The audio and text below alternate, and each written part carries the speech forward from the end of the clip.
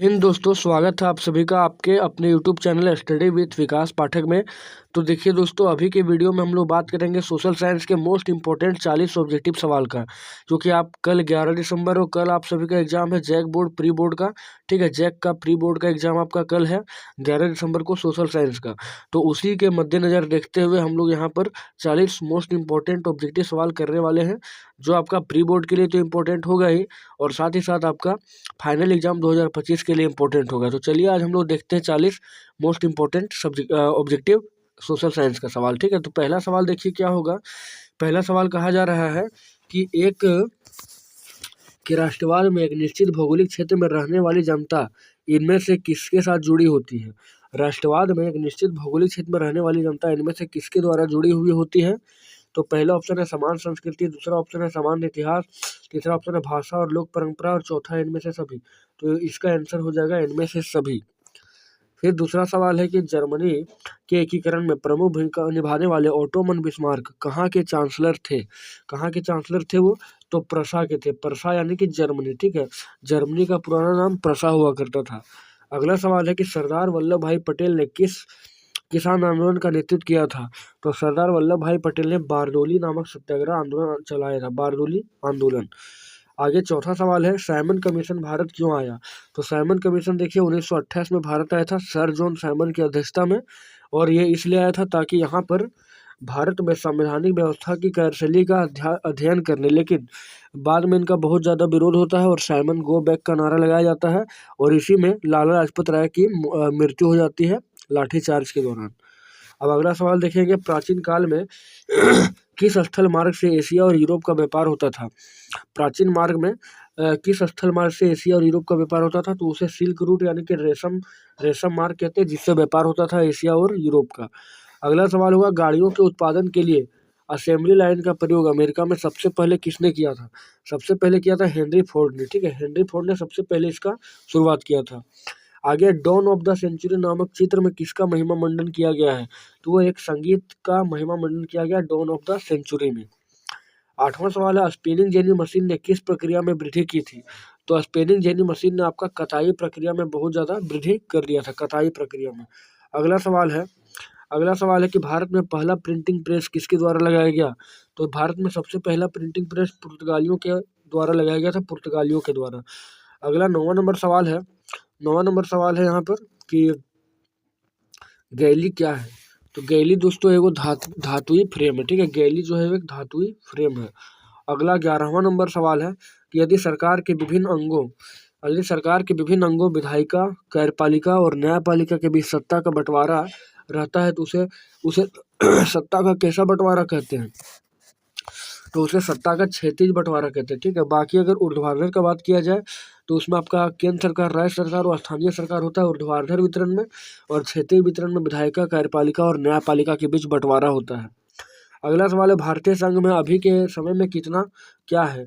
तो अभी के समय में 28 राज्य और 8 संघ शासित यानी कि केंद्र शासित प्रदेश हैं।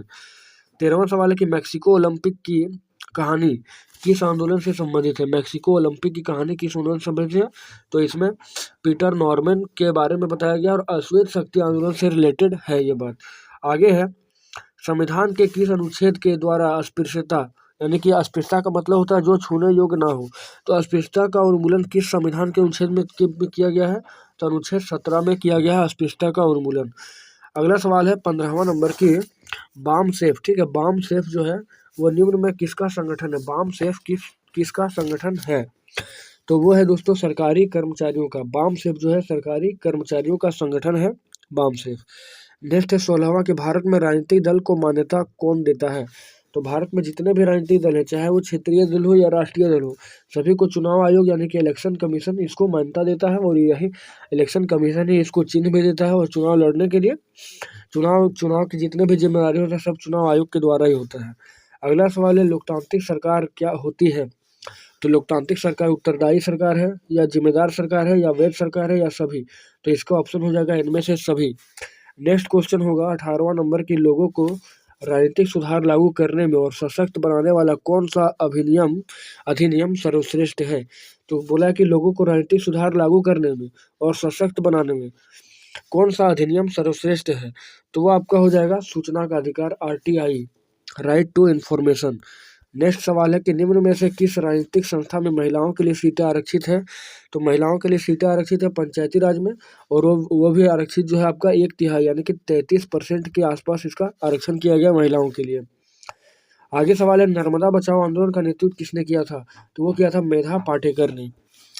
अगला 21वां नंबर सवाल है कि समाप्यता के आधार पर संसाधन जो है कितने प्रकार के होते हैं?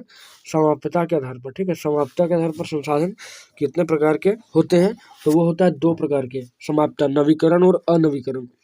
नेक्स्ट है किस राज्य में काली मृदा मुख्य रूप से नहीं पाई जाती? तो महाराष्ट्र में है, गुजरात में, मध्य प्रदेश में पाई जाती है, राजस्थान बच गया, राजस्थान में नहीं पाया जाता है। अगला सवाल है भारत में जैव विविधता को कम करने वाले कारक कौन कौन से हैं? यानी कि भारत में बायोडायवर्सिटी को कम क्या क्या कारक मिलकर कर रहा है? तो वन जीव के आवास का विनाश हो रहा है, फिर है वन जीव को मारना या शिकार किया जा रहा है, और पर्यावरण प्रदूषण और दावानल यानी कि जंगलों में जब आग लग जाता है तो उसको दावानल कहते हैं।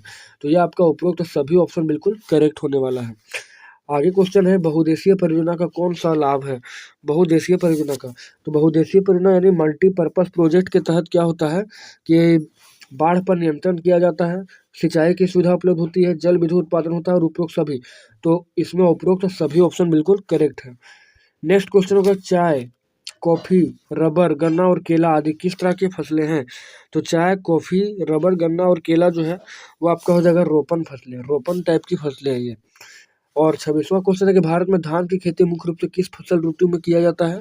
तो वह खरीफ फसल ऋतु में किया जाता है। बाकी आपका गेहूं, चना, मटर ये सब हो गया आपका रबी फसल में, और आपका जायद फसल जो हो गया गर्मी में यानी ग्रीष्म ऋतु में जो लगाया जाता है उसे जायद फसल कहते हैं। चलिए अगला सवाल देखेंगे 27वां नंबर की निम्नलिखित कोयले की खानों में कौन झारखंड राज्य में है? तो दिया तलचर, बोकारो, सिंगरेनी और रानीगंज। तो देखिए इस ऑप्शन के आधार पर आपका बोकारो क्या हो जाएगा? झारखंड का कोयला राज्य हो जाएगा। नेक्स्ट 28वां नंबर देखेंगे कि निम्न में कौन एक आधारभूत उद्योग है? तो आधारभूत उद्योग किसको कहते हैं? तो लोहा इस्पात उद्योग को कहते हैं आधारभूत उद्योग, और सभी उद्योगों का आप कह सकते हैं कि ये रीढ़ है, बैकबोन है ये। अगला सवाल है कारखानों द्वारा निष्कासित 1 लीटर अपशिष्ट से लगभग कितना गुना जल प्रदूषित होता है? कारखानों द्वारा निष्कासित 1 लीटर अपशिष्ट से लगभग कितना गुना जल जो होता है वो दूषित होता है? तो उससे होता है 8 गुना जल दूषित होता है। अगला सवाल है कि निम्नांकित में सड़क परिवहन के बारे में कौन सा कथन असत्य है? यानी सड़क परिवहन के बारे में बताया गया कथन कौन सा गलत कथन है? तो पहला सड़कें घर घर सेवाएं उपलब्ध कराता है, दूसरा है उबड़ खाबड़ भूमि पर बनाई जा सकती है, तीसरा है सड़क परिवहन अन्य परिवहन के साधन के लिए उपकड़ी का कार्य करता है, और चौथा रेलवे के पीछे लागत बहुत अधिक है। ठीक है, तो देखिए आपका जो आप कह सकते हैं कि कथन असत्य कौन सा है, तो डी ऑप्शन बिल्कुल गलत है, यानी कि रेलवे की अपेक्षा लागत बहुत अधिक है। ठीक है, हालांकि आप कह सकते हाँ ठीक है, तो रेलवे के अपेक्षा सड़क मतलब बहुत अधिक लागत है, ये ऑप्शन आपका बिल्कुल गलत है। आगे मानव विकास रिपोर्ट की तुलना किस आधार पर मानव विकास रिपोर्ट देशों की तुलना किस आधार पर करती है? तो किसी भी देश की स्वास्थ्य व्यवस्था को देखा जाता है, फिर वहाँ की शिक्षा भी देखी जाती है, और प्रति व्यक्ति आय यानी औसत आय भी। तो उपरोक्त सभी आपका आंसर करेक्ट होगा। आगे 32वां क्वेश्चन है इनमें कौन भावी पीढ़ी के कल्याण को परिभाषित करता है? तो आर्थिक विकास, समृद्धि या धारणीय विकास। तो ये हो जाएगा संपोषणीय विकास, यानी कि आगे आने वाली पीढ़ी के लिए भी संसाधन बचा रहे और अभी भी मतलब यूज हो, और आगे आने वाली पीढ़ी के लिए भी बचा रहे, तो धारणीयता का विकास हो जाएगा। नेक्स्ट सलमा एक सरकारी अस्पताल में नर्स का काम करती है, सलमा किस क्षेत्र की गतिविधि से संलग्न है? तो वो दोस्तों आपका संगठित क्षेत्र है, क्योंकि एक नर्स का काम कर रही है तो एक जॉब हुआ उसका, तो जॉब जो होगा वो संगठित क्षेत्र में होगा। नेक्स्ट क्वेश्चन है सेवा क्षेत्र में इनमें से कौन सी गतिविधियां शामिल है? तो सेवा क्षेत्र जो है तृतीयक क्षेत्र को कहते हैं। तो तृतीयक क्षेत्र में शामिल कौन है? परिवहन, संचार और बैंकिंग, इसमें किसी भी चीज को सेवा दिया जा रहा है। अगला 35वां है कि निम्न में वस्तु विनिमय का उदाहरण क्या है? वस्तु विनिमय क्या होता है? तो किसी सामान के बदले सामान को देना ही वस्तु विनिमय कहलाता है। तो आपका 35 का आंसर हो जाएगा यहाँ पर, एक गाय के बदले 5 बकरी का सौदा, यही आपका क्या होगा? वस्तु विनिमय। नेक्स्ट है व्यापारिक बैंक के क्या काम है? तो व्यापारिक बैंक के क्या काम है? तो साख का निर्माण यानी क्रेडिट देना, फिर है ऋण देना और जमा स्वीकार करना, और इनमें से सभी। तो 36 का बिल्कुल डी आंसर करेक्ट होगा। आगे 37वां क्वेश्चन है कि बहुराष्ट्रीय कंपनियों का खाली स्थान देशों में उत्पादन पर नियंत्रण होता है। तो बहुराष्ट्रीय कंपनियां एक से अधिक देश, ठीक है, एक से अधिक देशों में अपने उत्पादन पर नियंत्रण करती है। अगला क्वेश्चन है फोर्ड मीटर किस देश की कंपनी है? फोर्ड मीटर किस देश की कंपनी है? फोर्ड मीटर, तो वो आपका है अमेरिका। फोर्ड मीटर जो है अमेरिका की कंपनी है। नेक्स्ट है हॉलमार्क। हॉलमार्क किस प्रकार की वस्तु की गुणवत्ता का प्रमाणक चिन्ह है? तो हॉलमार्क जो है वो आपका है आभूषण का, ठीक है। हॉलमार्क जो आभूषण का है, और हॉलमार्क को ध्यान में रखते हुए आभूषण लेना चाहिए। अगला और अंतिम सवाल है इस वीडियो का कि राष्ट्रीय उपभोक्ता दिवस किस तिथि को मनाया जाता है? तो वो आपका 24 दिसंबर को है, राष्ट्रीय उपभोक्ता दिवस। तो इस प्रकार हम लोग इस वीडियो में देखे हैं पूरा 40 मोस्ट इंपॉर्टेंट ऑब्जेक्टिव सवाल, जो आपके कल के एग्जाम के लिए बहुत ही लाभदायक, और हो सकता है कि कल इससे सवाल आपको छपे हुए दिखाई दे। तो चलिए मिलते हैं आपसे एक नेक्स्ट वीडियो में। तो चैनल को सब्सक्राइब करके बेल आइकन को प्रेस करके नोटिफिकेशन को ऑन कर लेना है, ताकि जितने भी वीडियो में नया डालूं सभी का लेटेस्ट नोटिफिकेशन आपके पास पहुंचे। तो चलिए मिलते हैं नेक्स्ट वीडियो में, तब तक जय हिंद।